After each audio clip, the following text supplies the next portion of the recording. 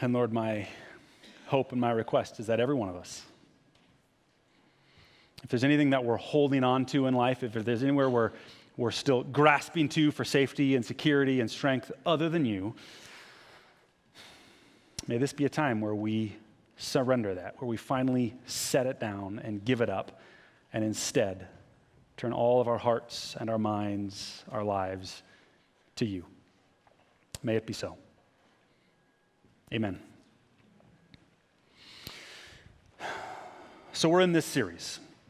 The series is called Are You Here? And it's a two-part question that we've considered a number of times. Here's the first part of the question. When you show up here on a Sunday morning, when you walk into the Welcome Center and sit down in the Worship Center, are you actually here?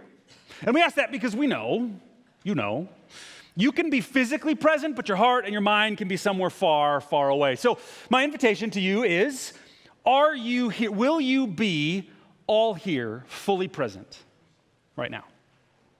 But the question comes with the second part, right? The second part is a question that every human at some point is going to ask of God. They're going to say, God, are you actually here? Because sometimes I don't see you, or I don't feel you, or I don't know if I believe you're here. God, are you actually here? And we've said that the place in life where we most ask this question is the place where you are most stuck. And so we've invited you to consider, where in your life are you stuck? And we've asked this question every week and time again. And you might be thinking, Carl, seriously, all right, where are you stuck? I get it. You were stuck in the closet by your brother when you were a kid and you got your truck stuck in the mud.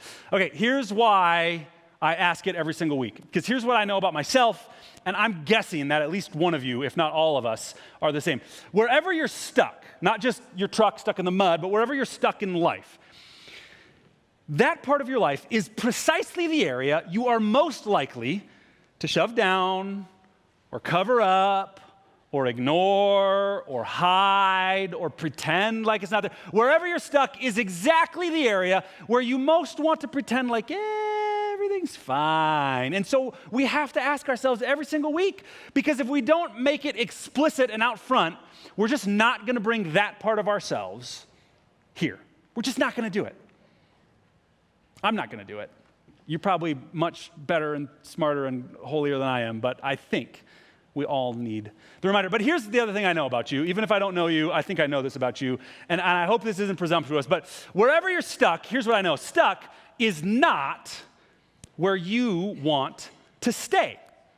That's not your desired state. That's not what you're looking for. That's not what you're hoping for. Stuck, and we've said that stuck can be so many different things, right? We could be stuck in a toxic relationship that's just draining you and killing you. You can be stuck financially and you're digging yourself a hole, and even though the hole's getting financially deeper, you can't seem to put the shovel down. It's like, I can't put down the shovel. Or you could be stuck in a career that's it's just not where you need to be, but you don't know how to get into it. Or you could be stuck internally, right? You could have self-destructive thoughts that are just plaguing your mind every day. You could have self-destructive behaviors or addictions that are ruining your relationships and maybe in some serious ways ruining your life. And wherever you're stuck, I don't know where you're stuck, but you know where you're stuck. Wherever you're stuck is not where you want to stay. And there's two reasons that I know that stuck is not where you want to stay. Here's the first reason.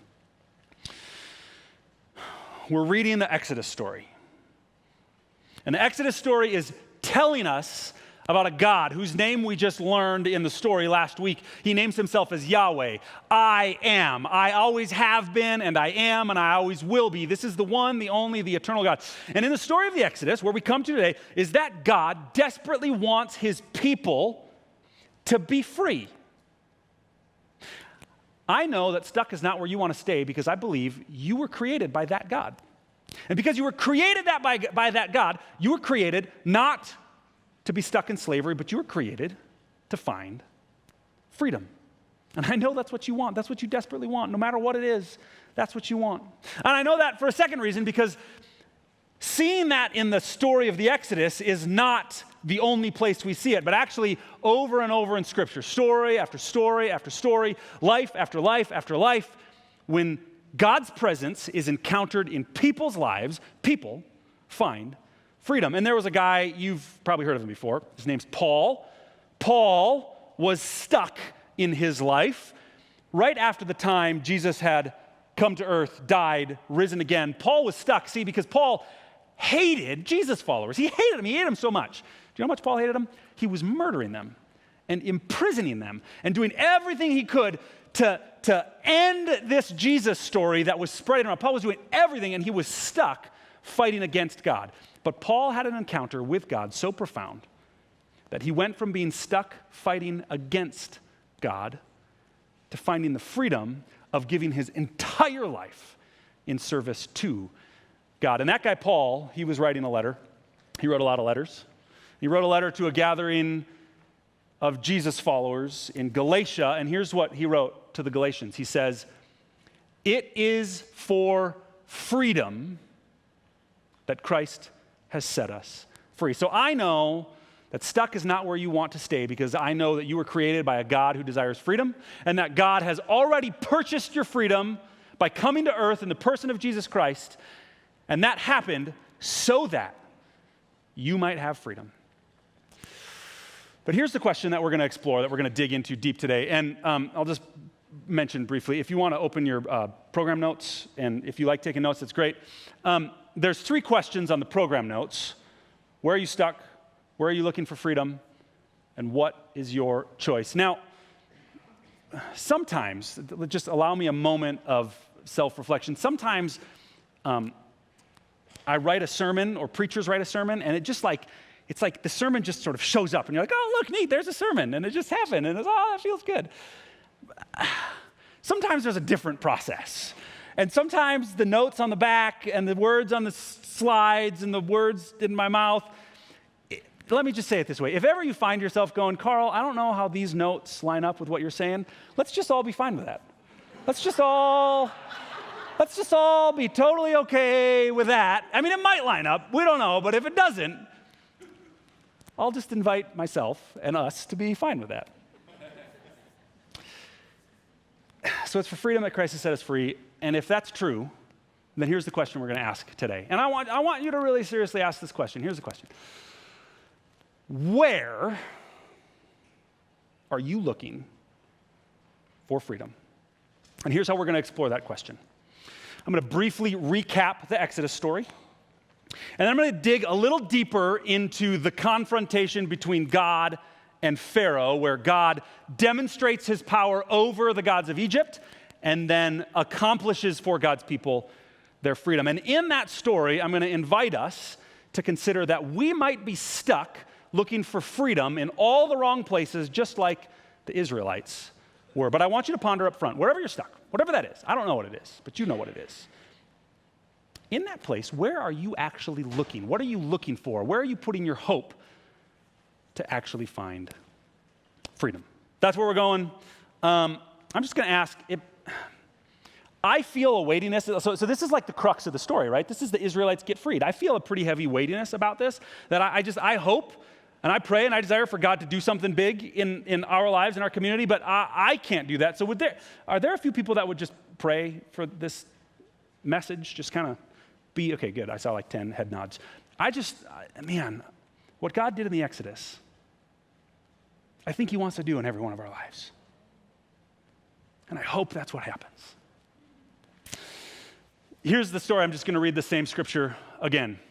During the night, Pharaoh summoned Moses and Aaron, and he said, "Up, leave my people, you and the Israelites. Go worship the Lord as you have requested. Take your flocks and your herds as you have said, and go, and also bless me." So how did we get to this point in the story? Brief review. God's people, chosen by God, blessed by God, and things were going incredibly well. The promise of God was fulfilled amongst God's people, and then suddenly, at the beginning of the book of Exodus, we had the whiplash of going from promise fulfilled to blessing destroyed. And for 400 years, God's people were enslaved in Egypt. It was the worst imaginable place anybody could be. And God's people, trapped in slavery, cry out to their God, to Yahweh. And they say, "God, free us." And God hears their cry. And God calls a man named Moses, rescues him at his birth, prepares him in the land of Midian, and then meets with him face to face. And God says to Moses, "Moses, I've heard the cry of my people. And God says, I, the Lord God, am going to come down and free my people. And Moses gets excited. He's like, yeah, God's going to come and do something awesome. And maybe we've seen this, right? Maybe you've read Scripture. Maybe you've seen the work of the church. Maybe you've been brokenhearted by something terrible in this world, and you have a sense God's going to do something. And you go, oh, that's so good. I love hearing when God's going to come down and do something. And then God looks at Moses. It says, I'm going to come down and do something. Therefore, you, Moses, go confront Pharaoh. And Moses is like, wait, God, I thought you were the one who was going to come down and do something. I'm not good enough. I'm not smart enough. I'm ill-equipped. I don't speak very well. Pharaoh's never going to believe me. Plus, have you seen Pharaoh? Have you seen what he does? Have you seen his chariots? Like, I ain't walking into Pharaoh's courts. But God finally convinces Moses, no. I'm not calling you because you're equipped. I'm calling you because I will equip you. So Moses, hopefully like us, finally recognizes that it's not about us being confident in our ability, but rather it's about God. Moses goes and confronts Pharaoh. And that confrontation between God and Pharaoh shows up in what we read as the 10 plagues. 10 plagues which, as we learned last week, if you missed last week, or if you've ever struggled with the question, is God actually good? Please go back and listen to last week, because this is so important. But what appeared monstrous to us in these 10 plagues would have most likely appeared merciful to the first audience. They would not have seen a God who was a monster. They would have seen a God who presented a new kind of justice that was more equal and merciful than anything the world had ever seen. And finally, after the 10th plague, Pharaoh, and Pharaoh's not just one guy, but he's a representation of the hard-heartedness of all of Egypt. So Pharaoh and all of Egypt finally acknowledges, I need to bow down and worship God. Now, as I was thinking through the Exodus story, there was an assumption that I had about the story that I didn't realize until just recently in life. And here's the assumption that I had. Maybe you had the same assumption, I don't know, but the assumption goes like this.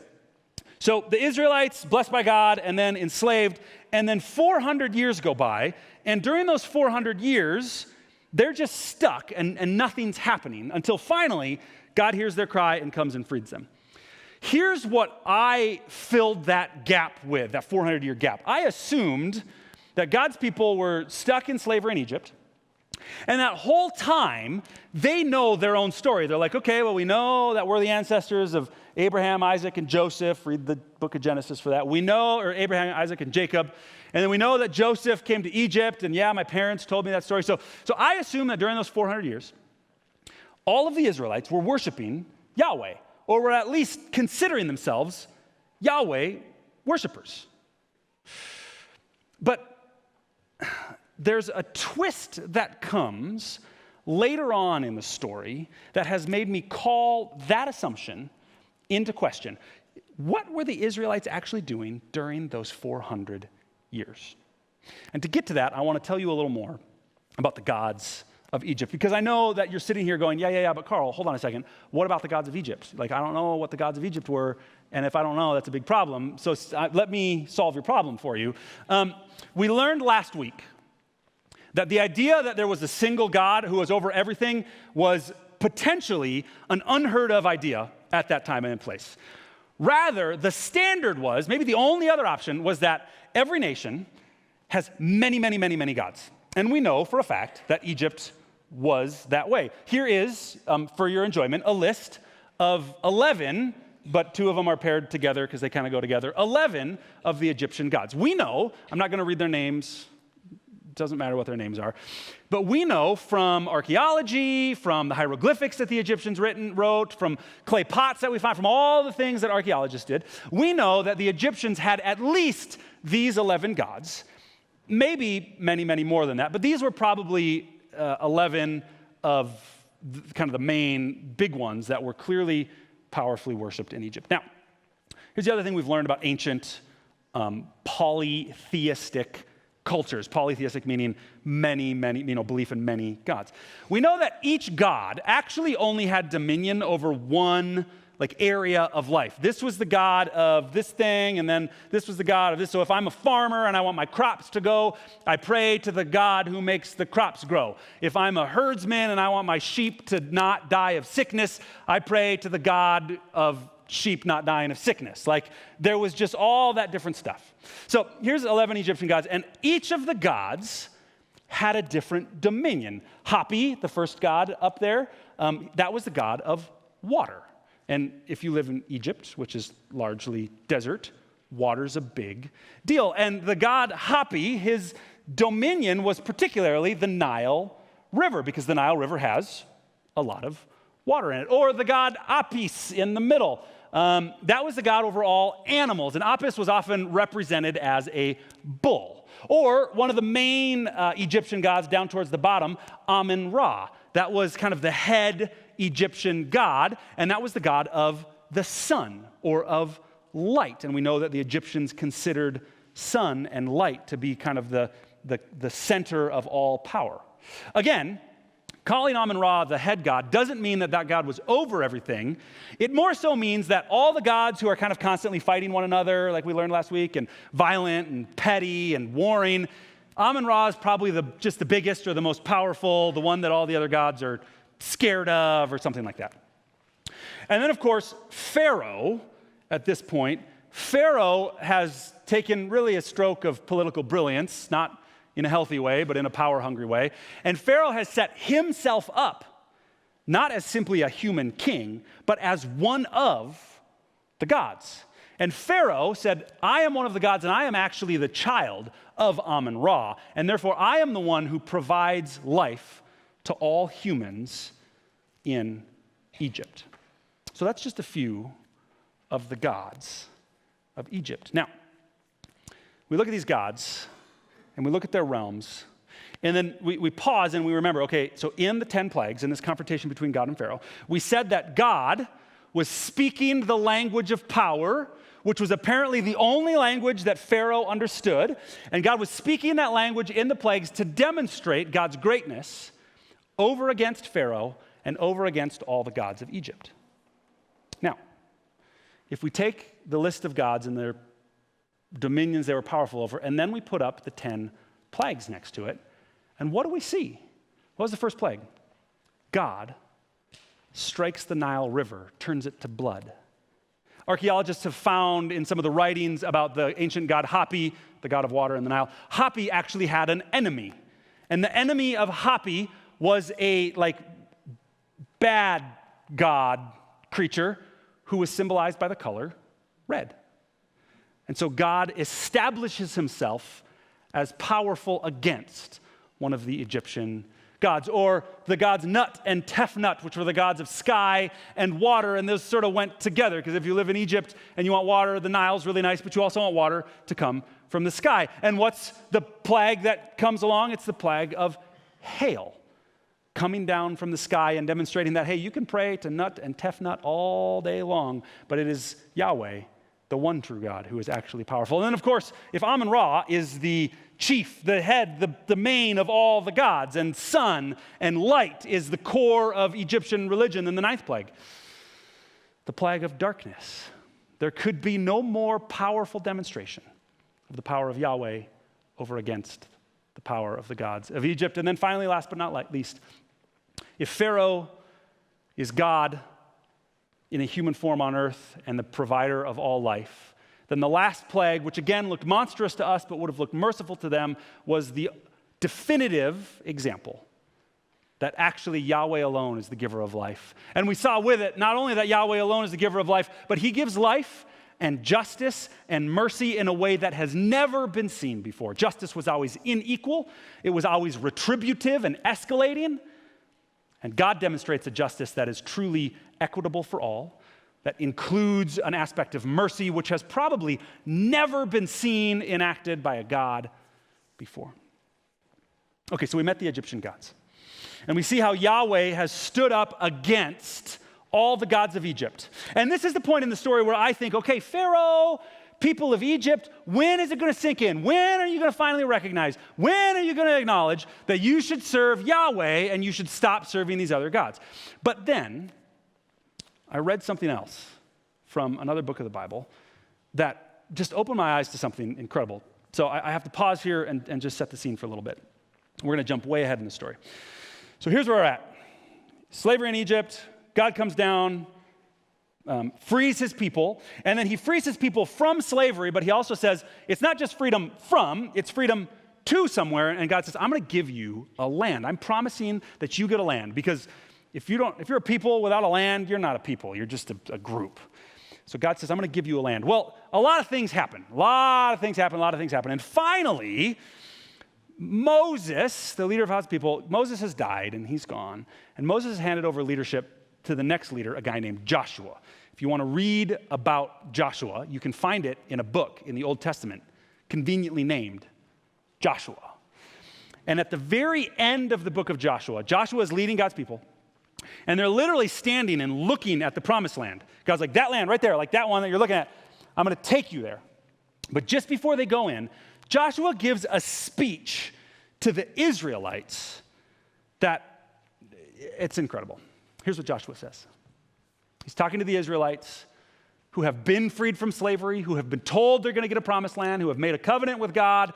We're going to get to all that later. And now we're going to go into the promised land. Here's what Joshua says. Now, fear the Lord and serve him with all faithfulness. Throw away the gods your ancestors worshipped beyond the Euphrates River and in Egypt, and serve the Lord. But if serving the Lord seems undesirable to you, then choose for yourselves this day whom you will serve. But as for me and my household, we will serve the Lord. And there's that line in the middle. The gods your ancestors worshipped in Egypt? Wait, hold on. So what you're saying is, for those 400 years, the Israelites were stuck in slavery. And it was miserable. It was terrible. We know that the pharaohs were treating them worse and worse, oppressing them, beating them, torturing them, sometimes murdering them. And during that time, the Israelites were looking for freedom by worshiping the gods of their slave drivers. They were looking to the source of their slavery to find freedom from their slavery. It's kind of unbelievable until we stop and ask ourselves, wherever I'm stuck in life, what are the gods that I'm serving in my life? What are the gods that you are serving in your life? Because here's one of the things that we see. We get the next slide question. What are the gods that you are serving in life? Because here's one of the things that we see. It appears to be that the story of the Israelites is actually a story about human nature. People who are stuck tend to look at the place they're stuck to find freedom. And even if year after year after year after year you stay stuck and you can't find freedom and you're proving to yourself that where you're looking for freedom isn't working, even if you've proved to yourself so well, we have this terrible problem where we keep looking in the same wrong places to find the freedom that keeps not coming. And what it says to me is that the Israelites finally, after 400 years, Lord, grant us mercy that it doesn't take us 400 years to figure this out. After 400 years of looking to the gods of Egypt to give them freedom from slavery in Egypt, they finally realized that they had a choice to make. And the choice was, wait a minute. Maybe I need to choose to stop worshiping these gods and start worshiping something else. And what it says to me is that freedom always begins with a choice. Making this choice doesn't magically make everything right in the next instant, but I believe it's a choice that is an essential beginning, a choice that if we don't make it, if we don't make this choice, we are immediately and permanently hamstringing ourselves from ever finding the freedom we desire. And so in just a bit, I'm going to ask you, what's your choice? Because here's what I know about us. Just like the Egyptians had some gods that the Israelites were worshiping and the Egyptians were worshiping, we live in a world full of gods that we are tempted every day to worship. Let me tell you about a few of the gods that I think we worship. I didn't have a slide, but this is where you can fill in the blanks. We live in a world that loves to worship the God of power, right? If you're stuck in your career path, or if you're stuck in some sort of sense of where you're going in life, the answer the world gives you is power up. Power up and demonstrate that you're bigger and stronger and you can push people around better than anybody else. And if you worship the God of power, you'll find whatever you need in life, because we live in a world that worships the God of power. Another God our world worships is the God of sex.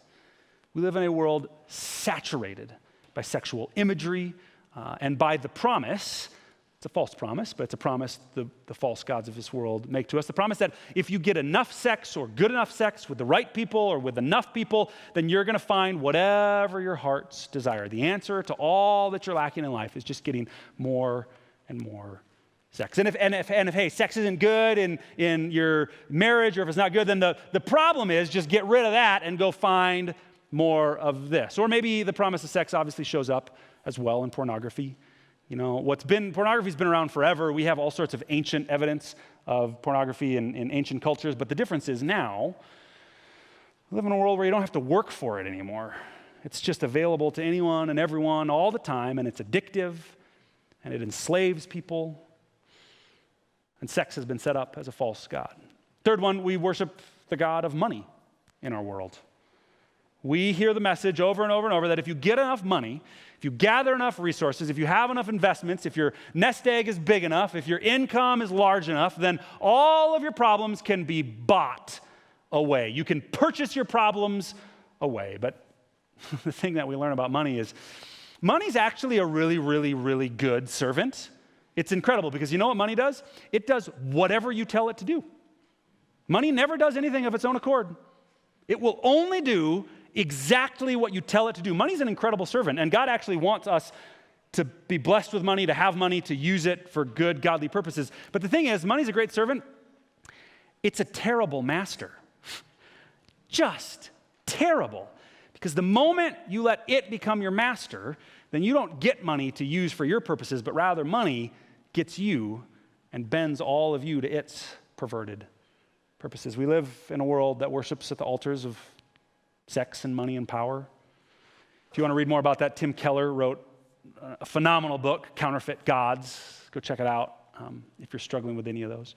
There's one more God that I want to consider that we might be struggling with. That like the Egyptians, we might be looking, or like the Israelites in Egypt, we might be looking to this false god to find freedom, and we're just not going to find it there. See, because we live in a very individualistic world. And the message of the individualistic world is the solution to all of your problems can be found entirely in you. You have what it takes. You've got everything you need. Okay, this next part's just a little hard. So I don't want to beat up on you or on me, but here's the thing. If you're to think about all of the problems in your life, maybe they're circumstantial problems and you feel stuck because you're just trapped under these circumstances. Maybe they're thoughts or behaviors or addictions you've got. Maybe they're bad decisions that you seem to keep making. If you think about all the ways you're stuck in your life, there's one common denominator to every single one of them. And do you know what that common denominator is? It's you. You are present for every bad decision you make. You are present for every destructive, self-destructive thought that you have. Which I don't want that to like blame you or shame you, but what I do want it to say is too often, and I put this in the notes, it's not on the screen, too often you look to you to solve your problems. And if you are at the core of all the problems, I think we just kind of have to confess that maybe you are not the answer to your problems, because we live in a world that encourages you to worship at the altar of your own self-importance, and I just don't think that's ever going to get you freedom. So, Here's what I think. If we're honest with ourselves, I think that wherever we're stuck, if we've been stuck for a long time, if wherever you're stuck, if you can be honest enough with yourself and dig deep enough, and this is hard work, you're going to find that somewhere in there, again, I don't want this to be shame. I don't want this to be guilt. I've seen this pattern played out in too many people's lives. I'm going to share a couple stories in just a bit about some people who have shared with me in the past couple weeks about this. I've seen this story played out in too many lives where we keep looking to the wrong place to find freedom, and the choice is simple. Are you going to keep looking in all the wrong places? Or are you going to finally acknowledge that those false gods will never get you what you need, and instead start looking at the only place that you can truly find freedom? Here's what Paul said to finish that verse we read earlier. He said, "It is for freedom that Christ has set us free." And then get this, he gives an instruction, an imperative, it's a command. It is for freedom that Christ has set us free. Stand firm then, and do not let yourselves be burdened again by a yoke of slavery. Because here's what we see, right?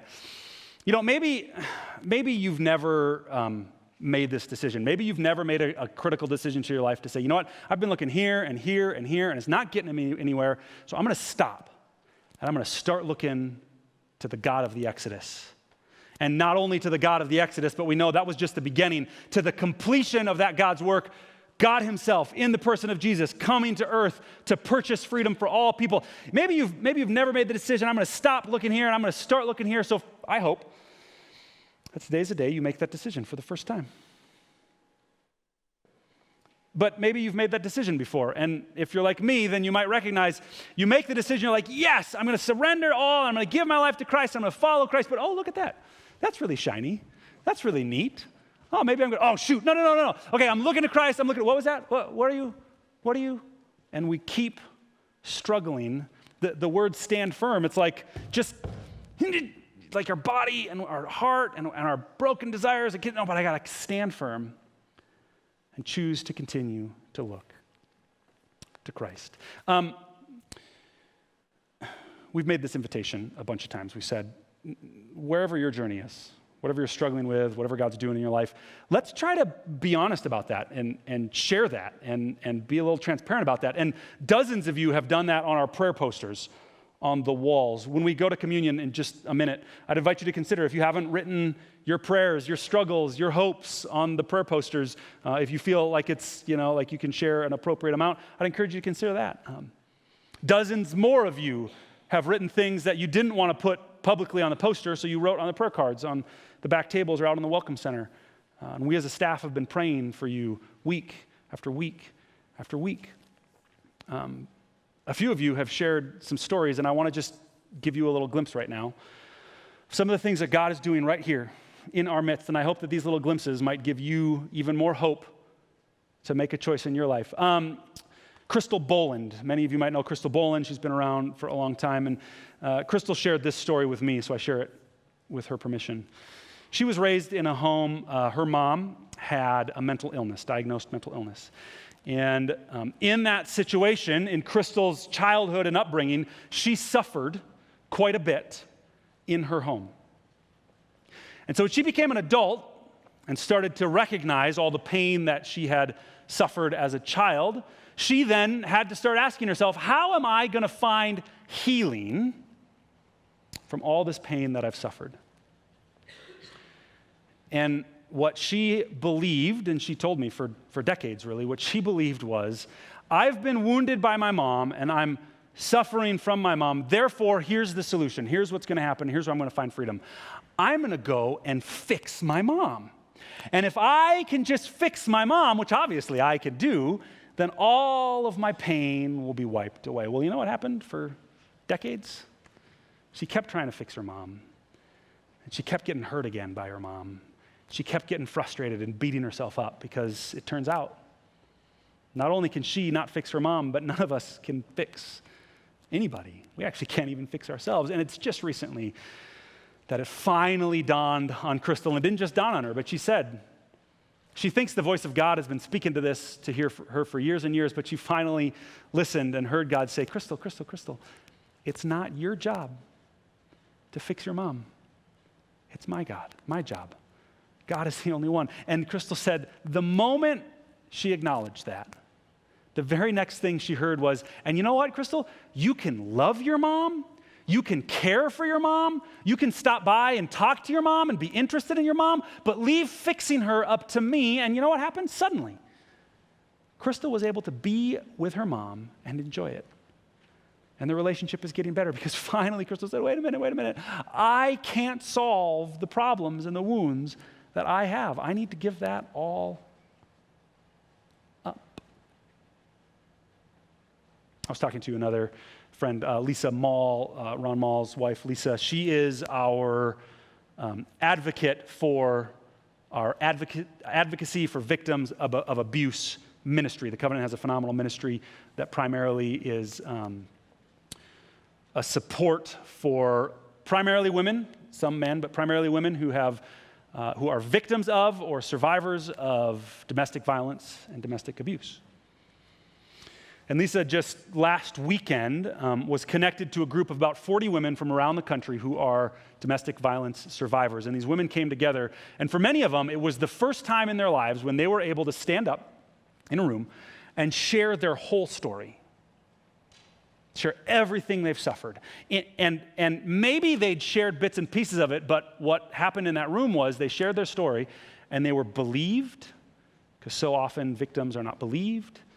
They were validated as being people who are valued and loved and cherished. They were listened to and respected. And Lisa shared how, these were women from all around the country that happened to gather here, but she shared how one of the themes that came up in story after story after story, and I don't think this is I don't want to fault the victims. You never fault the victims, but one of the lies that they believe is if I'm suffering from abuse at the hands of my husband, then what I need to do is I need to serve my husband better, or I need to love my husband better, or I need to respect my husband better. And just like the Israelites in Egypt, they think maybe the solution to this suffering is found at the very hand that's hurting me. And so Lisa got to be part of the group that said, no. What you need to do is get out, which if I can, just for a minute, if you know anybody, if you ever hear of somebody, if you ever come across somebody who's suffering domestic violence, please call Lisa or call the office because we want to help them get out. And I especially want to say that because a second theme, this is a bit of a tangent, but it's just so important. It's not a tangent. This is one of the things that also came out in so many of these women's stories is that when they went to their pastors, they went to their churches, they were told, oh no, you're the wife. You need to submit to your husband and do whatever he says. And that has got to stop. We need to end that message. And we need to say, no. The God that we serve is the God of the Exodus who stood up against injustice and said, no, let my people go and I will get you out of here. So please, if you hear about, if you see, if you know anybody, if you ever get a whiff of domestic violence, please talk to somebody, talk to Lisa. Let's be a church that changes that script. But this comes back now to me and you. Those are just two stories. I don't know what your story is. I don't know what your struggle is, but here's what I do know. We as people so often look in all the wrong places and we try to find freedom exactly where it can never be found. So here's my invitation to you. Would you today finally acknowledge where you're looking and make the choice to stop looking there and start looking in the only place where true freedom can ever be found, and that is in Jesus Christ, the power of whose Spirit is here and present and can set you free. Because see, the Exodus story, like we've said, the Exodus story is all just the beginning. And one of the beautiful images of the Exodus story is that at the moment of the Exodus, God said to his people, I'm going to come down and my Spirit will be powerfully present, but here's what you need to do to be saved. You need to take a young spotless lamb and you need to kill it. And you need to take the blood of that lamb and you need to paint it on the doorposts of your house. And if every house takes one young lamb and paints its blood on the doorposts, then that house will be saved. But when Jesus came, when Jesus died on the cross, when Jesus' followers gave up hope for 3 days and thought this is just another false Messiah that we'll forget about, but then 3 days later, when he came back to life, which is the only explanation for all of the ways that all of his followers risked so much to pass this story on generation after generation after generation. When he came back, Jesus said, I am now the one and only Lamb whose blood is sufficient, not just for these people at this time, but for all people at all time. But here's the choice you have to make. Jesus isn't going to force you to follow him. He's not going to force you to look to him. He's only going to offer you a simple choice. Will you bow down and worship him alone? I want to leave you with one closing image, and then what we're going to do is sing a refrain of I Surrender All. And during that, I'd invite you to consider, what are you holding on to that you need to finally surrender to God? But here's the image that I see that we're fighting against. I don't watch boxing or like mixed martial arts or like ultimate fighting. I don't really watch that, but I've seen it, and so, I've seen some movies. And if you watch a boxing movie, it doesn't matter what the boxing movie is. But here's the storyline: we meet hero boxer, right? There's a boxer and they're a hero, and we get really excited because the hero, the boxer, is going to get into a big fight, and apparently it's really exciting that they're going to get into a big fight because our entertainment culture is messed up. And then the big fight comes, and the hero is in the fight and is just getting pummeled. And then their eye is puffy and their lip is bleeding, and there comes this point in the big fight where our hero is like, staggering, and they can barely stand up. And we're like, oh no, the hero's not gonna win the fight. But we know that they're gonna win the fight because it's a movie, and the movie wouldn't sell tickets if they lost the fight, right? So the hero's struggling, but then the music changes, and it starts to crescendo a little bit. And we're like, oh, something's gonna happen because the music changed. And then the boxer is like just about to like fall down, but then they stop. And as the music crescendos, they stand up a little more. And then they take like a bad swing once, and we're like, oh no, you can't take a bad swing. But then they pick their hands up, and suddenly they get a good jab, and suddenly they get two, and then suddenly the boxer beats their opponent. We're like, ah! I think it's a terrible storyline. Because the lie it tells us is that no matter where you're stuck, when you're just about to fall down, you know what you need? You just need to be stronger.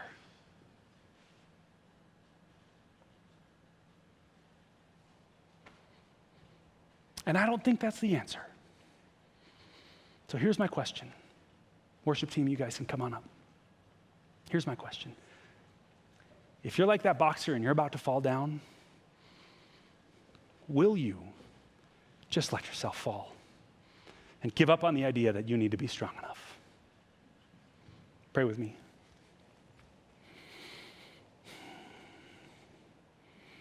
God, I ask that this truth, not truth because I'm saying it or because it makes sense at all, but this truth because you've shown it to your people time and time again, may this truth that, God, we don't need to be strong enough, we need to give up.